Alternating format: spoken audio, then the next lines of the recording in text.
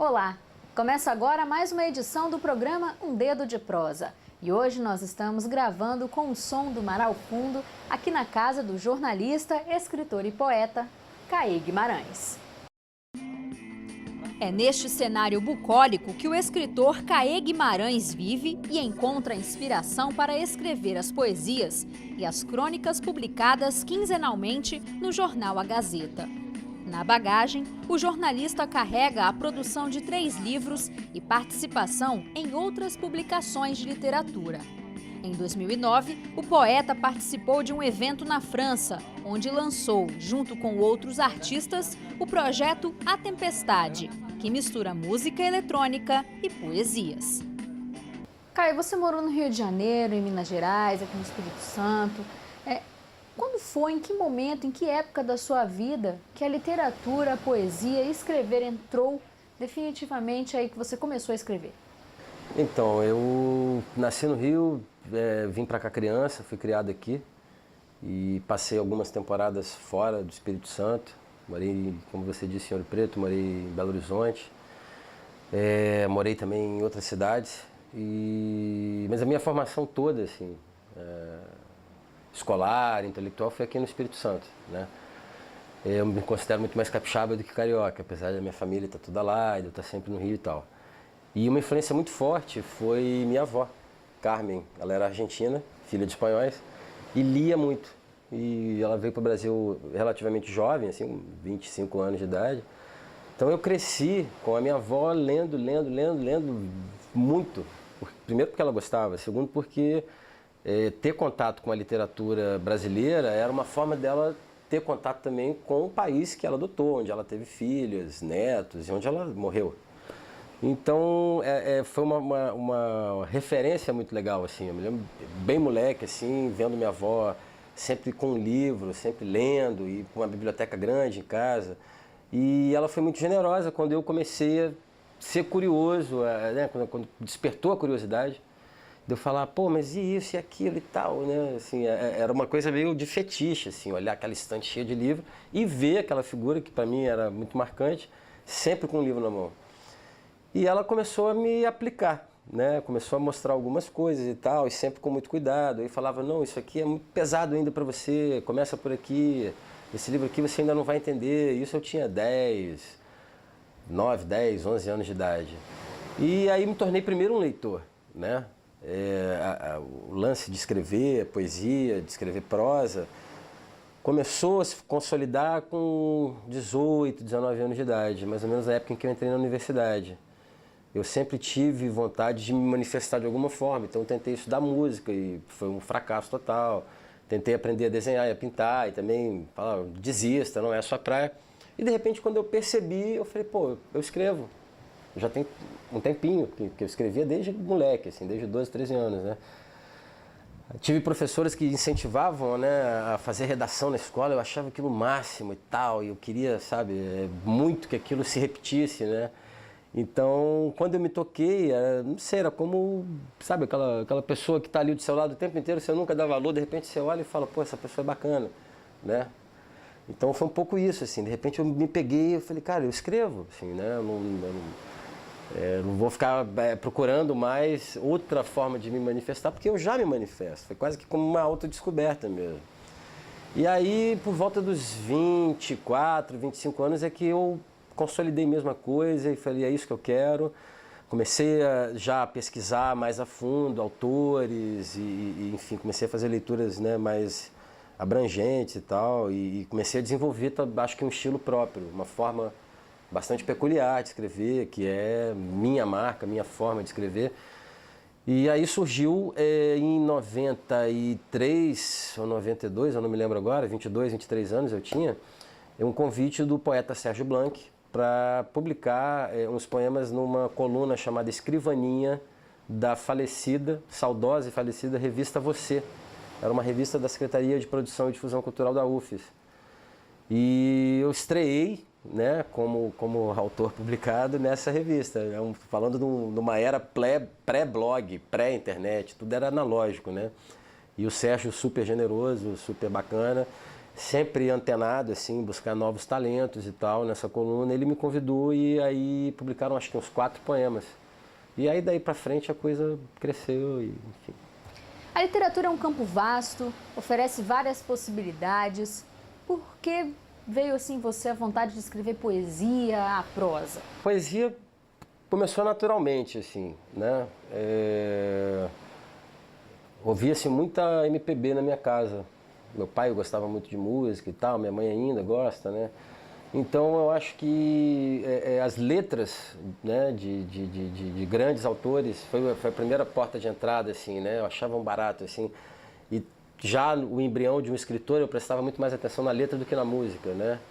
E aí começar a escrever nesse formato, poesia, acabou sendo uma coisa natural. Eu sou jornalista e nossa profissão a gente escreve sempre, muito, né, todos os dias e tal. Então, na verdade, assim, não houve... Existe uma crítica, assim, muita gente fala, o cara começa na poesia e depois passa para o conto, para a prosa, como se fosse um outro degrau, um patamar ali. No meu caso, acho que não existe isso, não foi nada disso. O que aconteceu é que de alguns anos para cá eu comecei a me sentir instigado a escrever prosa também. Eu já tinha tentado durante todo esse tempo, mas eu nunca escrevi nada que me convencesse, né? Então eu devo ter, sei lá, 20, 30 contos aí que eu fiz até uns 5 anos atrás, assim, que eu, digamos que eu renego, assim, falo, não tá legal. Só que mais ou menos nos 5 anos para cá, o cotidiano de escrever prosa, que se torne, né, um conto, um romance e tal, começou a surgir de 5 anos para cá, assim. E aí é um exercício que eu estou fazendo com muita força, assim. Estou terminando o meu primeiro romance, o título é Encontro Você no 8º Round, e não parei de escrever poesia, mas a prosa entrou de forma meio definitiva. Somado a isso, há mais ou menos 3 ou 4 anos, 3 anos, eu comecei a colaborar com o jornal A Gazeta como cronista, né, quinzenalmente, às quartas-feiras. Então, eu acho que isso só somou nesse exercício de escrever prosa. No caso da crônica, é um outro barato, assim, né? Crônica é muito gostoso, é uma coisa muito livre. Eu, pelo menos, escrevo crônica no fluxo do meu pensamento, assim, sabe? E aquela coisa de saber que vai ser lida no dia seguinte, depois não mais, né? Do cronos mesmo, do tempo, da cronologia, e a liberdade que você tem, né, de abordar uma gama de assuntos, né, da vida cotidiana, da cidade, do país, do mundo, ou trabalhar com alguma coisa mais poética, com alguma ideia menos ligada à praxis do dia a dia, mais reflexivo e tal, é bem legal também. Então, assim, eu não consigo fazer uma divisão muito grande, assim, sabe? A poesia e a prosa, é claro, são situações estanques, são diferentes, né? Nem todo escritor, prosador escreve poesia, nem todo poeta escreve prosa. Alguns fazem os dois, né? Então, eu estou, na verdade, na área da prosa, assim, terminando uma primeira proposta e aí estou na expectativa de saber como vai ficar, como as pessoas vão reagir. E aí existe um processo sempre, tanto na poesia quanto na prosa, que eu tenho alguns leitores afetivos, assim, né? Um grupo de 5 a 6 pessoas a quem eu sempre mostro um livro antes dele estar pronto e tal, que são pessoas próximas a mim, maior ou menor grau. Alguns são escritores também, outros não, mas é sempre legal, assim, é um parâmetro muito bacana. É uma forma até assim de ter uma opinião, né? É uma opinião mesmo, assim, sabe? Eu acho que para você se balizar, né? Você está lidando com um caldeirão de propostas ali, estética, filosófica, né? E é legal você ter esse retorno, assim, de pessoas que, enfim, têm uma sensibilidade, o que você acha que tem uma sensibilidade e tal, que possam te dar um parâmetro para você seguir em frente, porque é uma construção, né? É uma construção constante, permanente, assim, não acaba nunca, né? Somos obras inacabadas, né? Na hora de escrever, como é que é, assim, o que te inspira? De onde você tira a sua inspiração no dia a dia? Não existe regra, entendeu? Por exemplo, tem um poema aqui que eu estou pegando a título de exemplo, né? Chamado Na Redação com o Pensamento no Boi.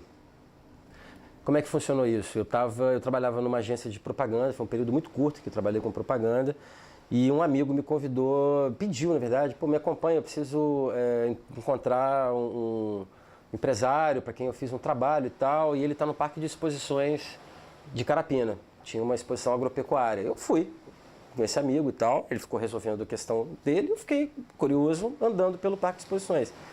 De repente eu vi, quando eu me toquei, eu estava no meio de uma baia enorme, com muitos bois, assim, bois de raça, bois nobres, caríssimos e tal, enormes, né? E um deles estava um pouco nervoso e tal, e ficou me olhando, quer dizer, essa é a minha imaginação, ele ficou me olhando com raiva. Eu falei, pô, esse boi vai arrebentar essa corda aí, vai me devorar, né? Tal, aquilo ficou na minha cabeça. Nós fomos embora e aí no dia seguinte eu cheguei para trabalhar nessa agência e eu precisava fazer um texto de um anúncio, de uma promoção de um supermercado, era época de junho, festa junina e tal. E quem comprasse X, valor X acima de X, concorreria ao sorteio de um quarto traseiro de boi. Eu achei aquilo de tão mau gosto. Falei, pô, que troço feio, né? Você concorrer ao sorteio de um quarto traseiro de boi. Aí imediatamente me veio o boi da noite anterior. E eu sentei para fazer o anúncio, não consegui fazer nada, e saiu um poema de uma tacada só. Vou ler só um trechinho, só para identificar, né? Escrevo para vender retalhos de carne bovina. Nada que diferencie o que faço agora da forma como o mundo gira lá fora, exceto por eu conhecer a dor do boi. Quando crio meus matadores imaginários, mesmo sabendo que esse gesto é imorredouro, sinto dançar no sangue a adrenalina que faz mugir o boi no pasto. O homem que tece o tempo com a linha e a agulha das frases, ou seja, o poeta, o escritor, também deixa seu sangue no açougue dessa existência estipulada. O boi de corte e o boi de estrada diferem na mesma proporção que o poeta se iguala ao açougueiro.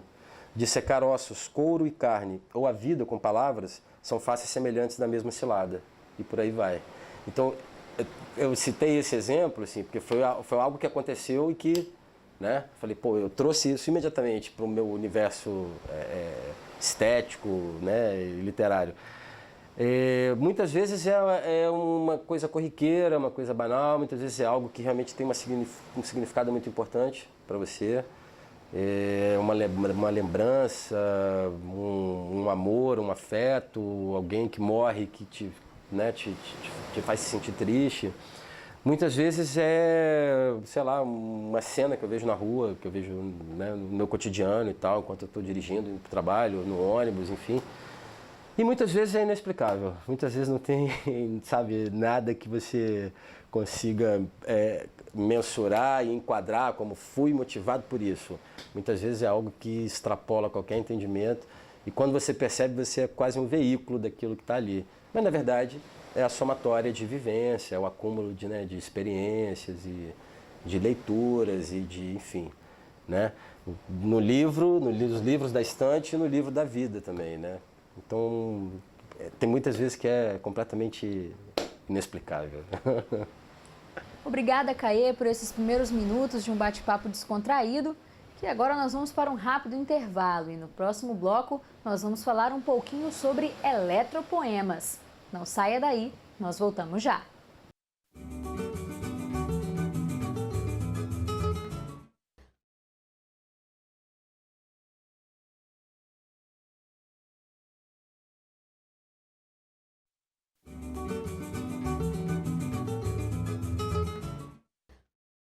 Estamos de volta com o segundo bloco do programa Um Dedo de Prosa. Quem conversa com a gente hoje é o jornalista, poeta e escritor Caê Guimarães.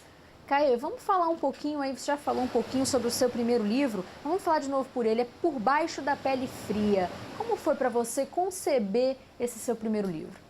Esse primeiro livro, na verdade, foi uma coletânea de escritos meus de 1989 até 1996. Né? Então, eu procurei a editora em 1996, que eu sentia que tinha já um trabalho fechado, consolidado e tal. E nós fizemos. O Massal Ono, lá de São Paulo, fez a edição desse livro. O segundo, de 1999, é uma história curta, é um pouco maior do que um conto, e a gente fez uma edição pequena, quase artesanal, que foi muito bacana, que é o Entalhe Final. Nessa época eu morava em Ouro Preto e ele foi lançado lá, com ilustrações de um artista plástico de lá e tal, foi bem bacana. O terceiro, que é de 2006, que é o Quando o Dia Nasce Sujo, ele é um livro de poesia, mas ele já teve um outro conceito, porque existe uma unidade temática entre os poemas muito mais amarrada do que no primeiro livro. Tanto que ele começa com um poema que se chama Anoitece, e termina com um poema que se chama Amanhece. Então, quando o dia nasce sujo, é um longo mergulho numa noite de insônia e o não despertar no dia seguinte, né?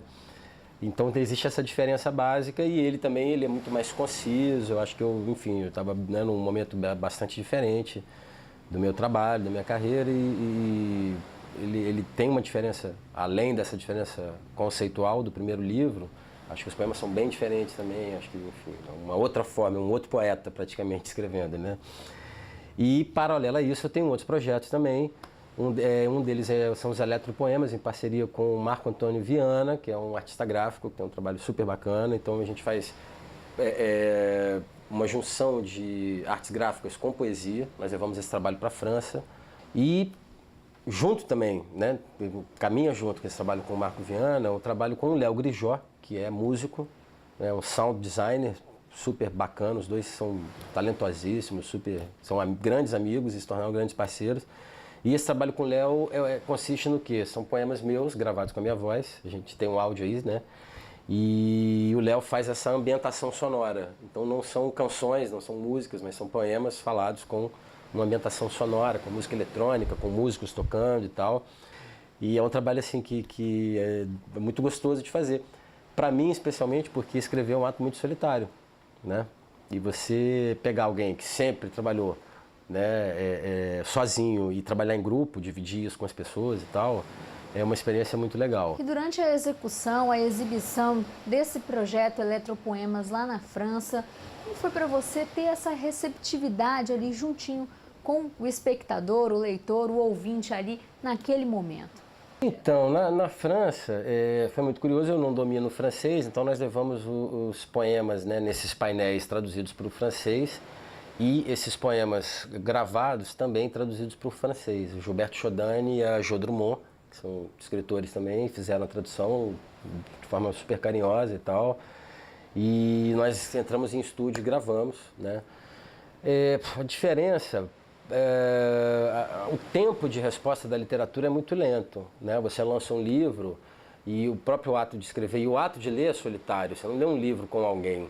É diferente de ir a um espetáculo de música, ao teatro, até as artes plásticas, ao cinema, em que você está interagindo com a obra, mas está interagindo com quem está do seu lado. Você está comentando, você está em ebulição. O tempo da literatura é mais vagaroso, é bem mais vagaroso. Então, você ter o retorno, que existe, claro, das pessoas que conhecem teu trabalho e falam, porra, aquilo me tocou, aquilo foi bacana, aquilo, né?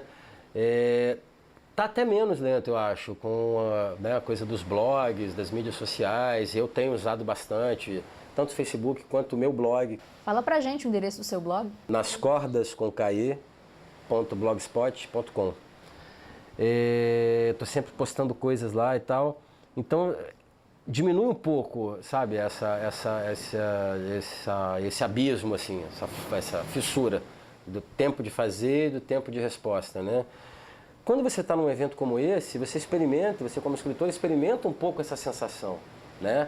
Eventualmente eu participo de alguns eventos também lendo poemas, não é muito a minha praia, eu não gosto de microfone, palco e tal, assim, mas me forço um pouco, que eu acho que é uma superfície legal também de mostrar o trabalho, é um exercício bacana.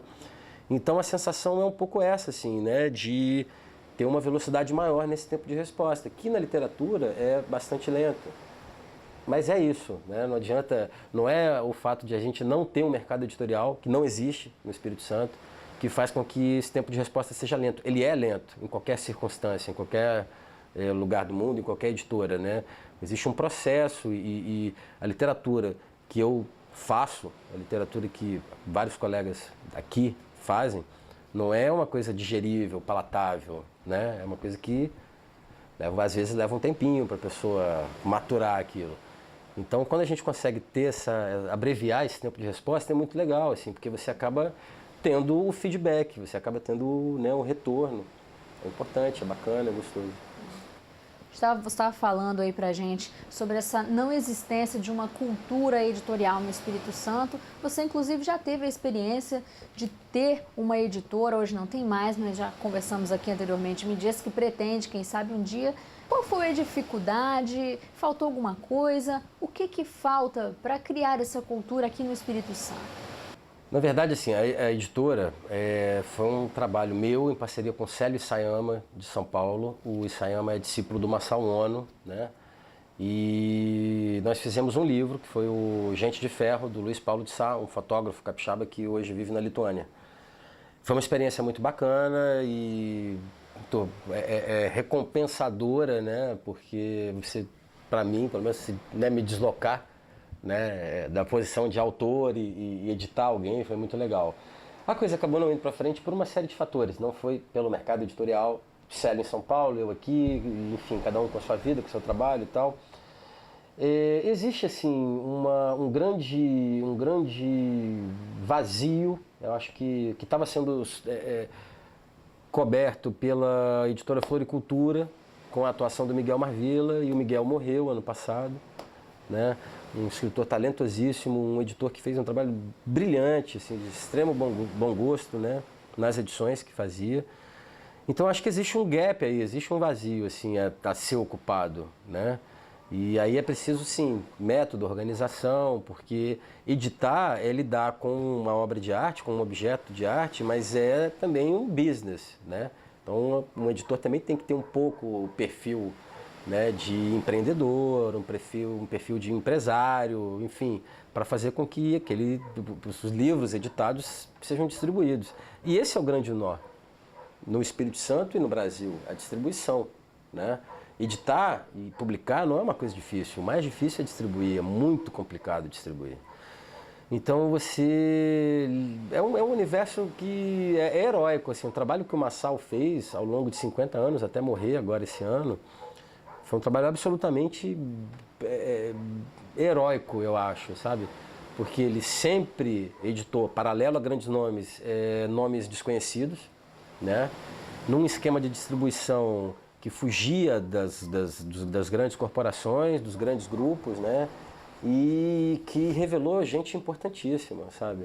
Revelou escritores super bacanas, né? E correndo por fora das tendências mercadológicas que no campo editorial existem como em qualquer outro campo.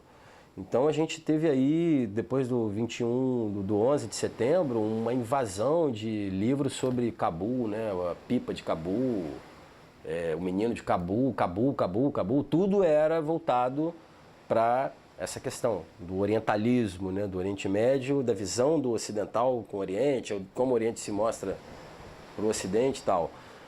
Na época da Olimpíada na China, o bailarino da China, tudo da China, né? Então, assim, existe uma imposição, né, de editores e tal. Na verdade, existe um grande nó que eu estou aqui falando, eu não tenho a resposta para desatar esse nó, que é como fazer com que o livro de autores, e aqui no Espírito Santo tem autores excelentes, com uma qualidade, um nível, assim, sabe, que eu não tenho nem o que dizer, assim, sabe? Muito bons.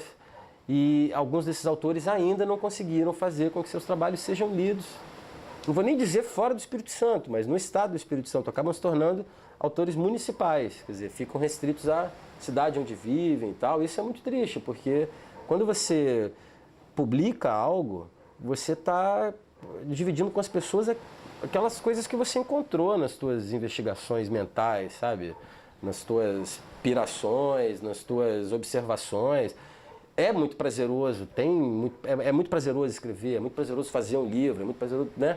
Mas também existe um mergulho muito profundo no que você é, naquilo que você tem, né, de mais secreto, naquela, sabe, revolvendo suas entranhas ali e tal. Então, quando você chega, né, na hora de dividir isso com as pessoas, de mostrar isso para as pessoas, porque é isso que as pessoas, que um escritor quer. Qualquer artista, um músico, um artista plástico, um cineasta, você faz e você quer que as pessoas vejam aquilo. Então nós queremos ser lidos, os autores querem ser lidos, né?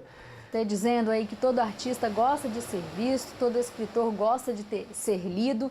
Tenho certeza que o nosso telespectador que está em casa também está morrendo de vontade de ler algum poema seu, algum escrito, algum livro. Fala pra gente, além do blog, qual outra forma de ler um pouquinho sobre o que você escreve? Olha, as bibliotecas municipais, acho que Vitória, Biblioteca Estadual, Biblioteca de Vila Velha também, municipal. Acho que nas livrarias da cidade também. Eu já não tenho quase nenhum, assim, acho que já está perto de esgotar. O primeiro livro é de 97, então já são 13 anos, né? E eu morei fora, eu distribuí fora também, sempre eu distribuindo e tal, aquela coisa, né? Então, existem, eles estão aí no mercado, eu tenho poucos comigo, entendeu? Acho que uma forma legal, né, de entrar em contato com o trabalho e tal, além das crônicas quinzenais na Gazeta, é o blog que eu tenho alimentado bastante e tal. E, na verdade, esse é um outro projeto paralelo também na construção de um site, né, que eu também estou tocando e tal, para divulgar não só meus livros já publicados para download e tal, mas também escritos novos, as crônicas e esse trabalho com os eletropoemas aí, dos poemas com música e tal, lidos por mim, e desse material gráfico, né, que o Marco Viana está fazendo e que vai tá chegando num outro momento assim que eu acho que vai ficar bem bacana e tal. Então, o leque está aberto. É isso aí. Caio, eu gostaria de agradecer a você por ter recebido a gente aqui na sua casa, neste lugar maravilhoso, com o som aqui do mar, neste clima agradável.